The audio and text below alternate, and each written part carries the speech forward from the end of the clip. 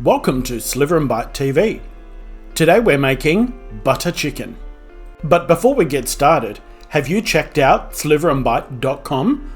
Head there for all of your favourite recipes, blog posts, links to my business podcast, and everything you could ever want to learn about Sliver and Bite and me, Chris.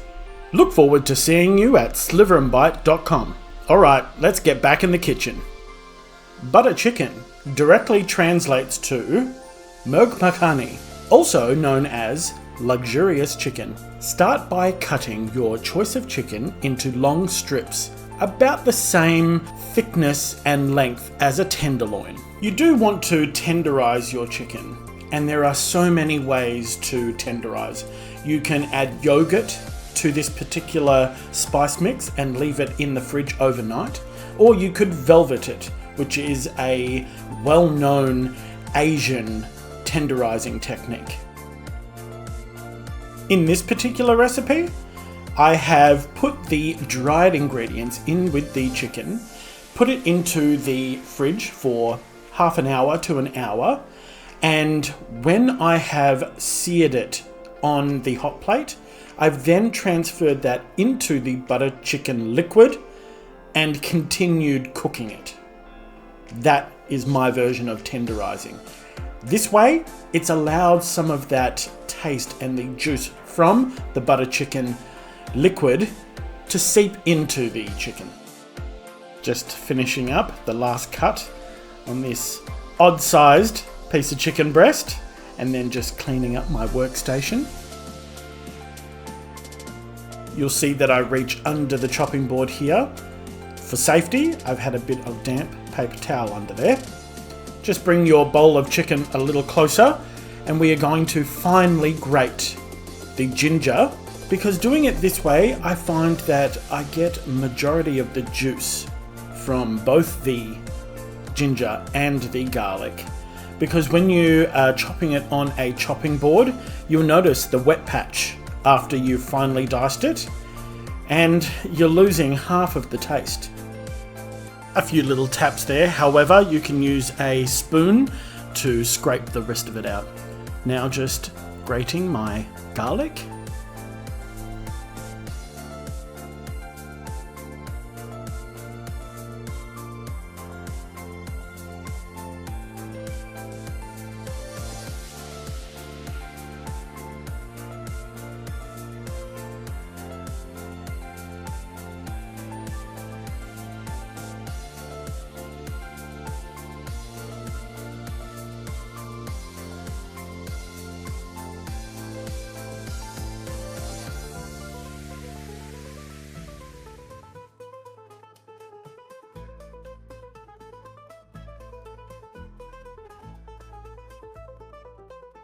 Adding in the brown sugar, lemon juice, some vegetable oil,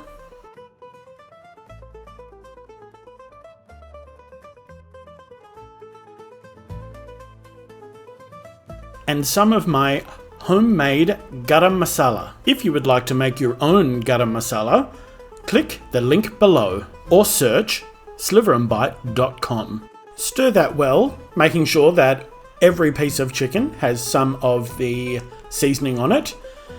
I choose to use a spatula at this point because I don't want majority of the seasoning to transfer to my hands. If you are just leaving in the fridge for half an hour to an hour, you can cover with some cling film, a lid or a plate, while we get started on the liquid portion of the butter chicken. Now, before I knew anything about butter chicken, I was getting it from a jar, so I had no idea what was going into it.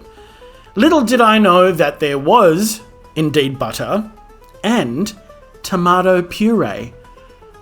I was gobsmacked. I had no idea, but I have so much more of an understanding of it now. So I have put in my butter into a heavy based pot and dicing up the onion. Doesn't need to be too fine because we are going to be either putting this in a blender or using a stick blender to make it into a fine soup-like base.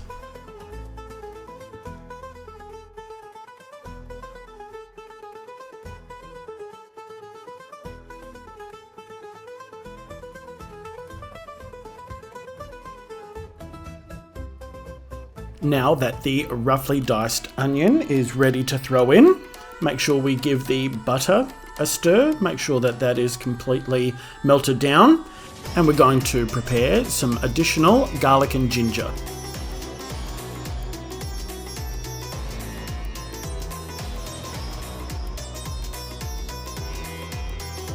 And in that time, your butter would have melted, and you can give it one last stir and then throw in your onions. We're not caramelizing the onions, so we're not burning the onions.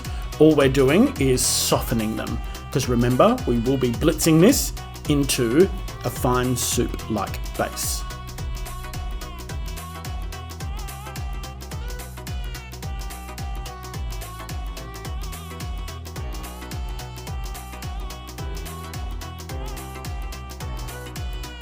And we'll constantly stir that until they turn translucent.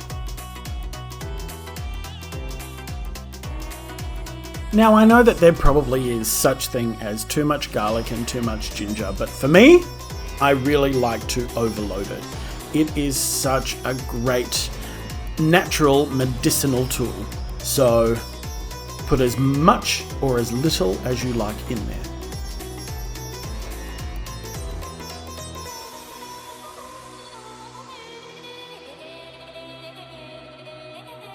And don't forget to stir the onions. You'll see that there are a few little bits of the garlic that I can't quite grate down. That will be okay just to throw in.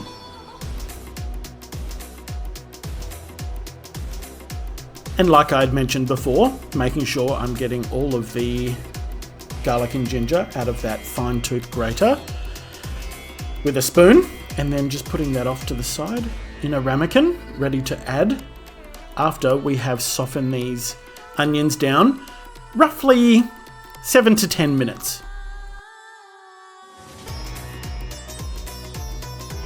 Once you're happy, throw the garlic and onion in and stir that well. And then your brown sugar, again, mixing that in well, and we'll have this on for approximately 2 to 3 minutes.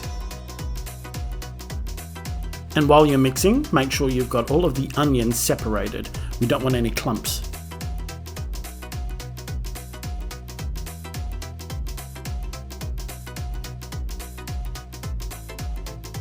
Now for a bit of salt, which you can most definitely omit or reduce the amount of salt, because with a lot of the other ingredients, there may be salt. And again, with some of the homemade garam masala.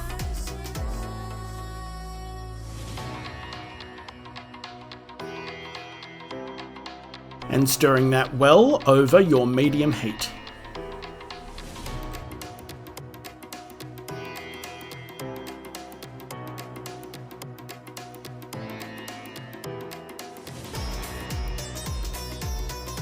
So you would have had this on for approximately 15 to 17 minutes.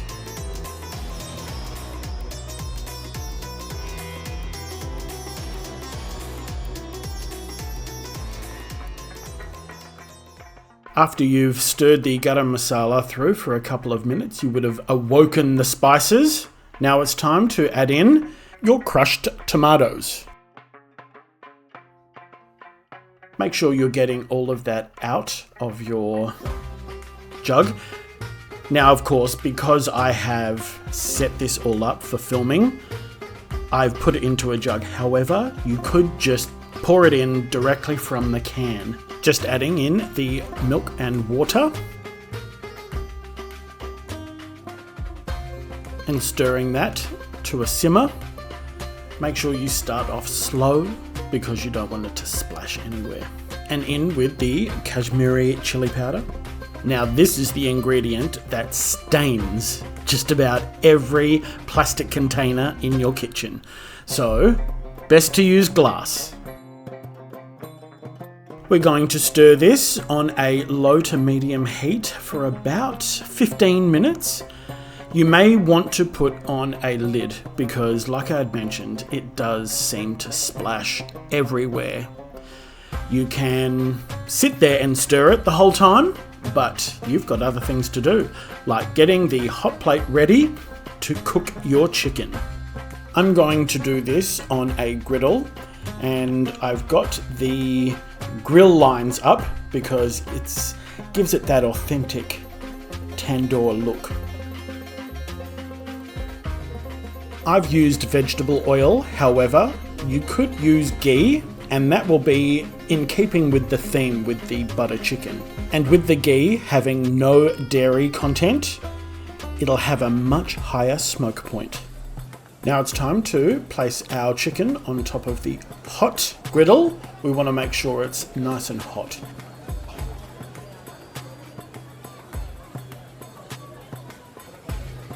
You can choose to have it on a bit of a lower heat if you want to cook the chicken all the way through to 74 degrees Celsius or 165 degrees Fahrenheit. That is safe temperature for eating. If you like, you can do it just under and then cook it the rest of the way in the butter chicken sauce. Now, you don't want to turn the chicken too soon, so you want to just shake it just to make sure that it comes free. And if it does come free, you're almost ready to turn it over.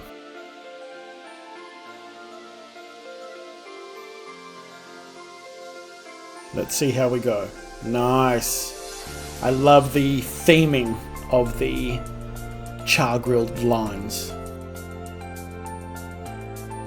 It's not all about the theming. The char lines will also add a depth of flavour because it will be caramelizing the garam masala that you had marinating on that chicken.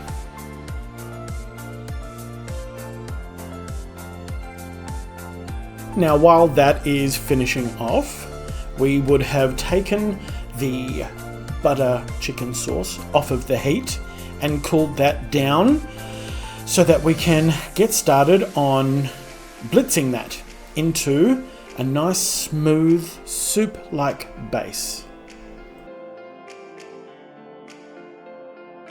And as you'll see, I had that resting on a trivet just so that there was a little airflow underneath it. Otherwise, it just would have kept the heat. For safety, I have a damp tea towel that I've put my heavy base pot on so it doesn't slip around. And then I'm just going to blitz all of the ingredients together with a stick blender. This is roughly 60 degrees Celsius at the moment, so it has cooled considerably. If you're going to put it into a food processor or a blender, you want to make sure it's probably at the 40 degree Celsius heat. Otherwise, you might crack the blender jug if you're using glass, or even worse, burn yourself with the splashback. That's looking good. However, you do need to give it a stir because you will find some of the larger ingredients stuck in a corner somewhere. So give it a stir and then go back in with the stick blender. With a food processor or a upright blender, it does seem to churn the liquid a little more evenly. Once you're happy with the consistency, it can go back on the heat and bring to a simmer, ready to add your chicken in. Regardless of how you cooked your chicken, you can add it in. It's only going to further tenderize it and transfer some of the caramelization and the spices into the butter chicken sauce. If your chicken needs to cook, you want to make sure that you are testing it with a thermometer. And if you have already cooked your chicken all the way through, you're basically just putting it on a simmer for about 5 to 10 minutes, and you're basically getting ready to serve.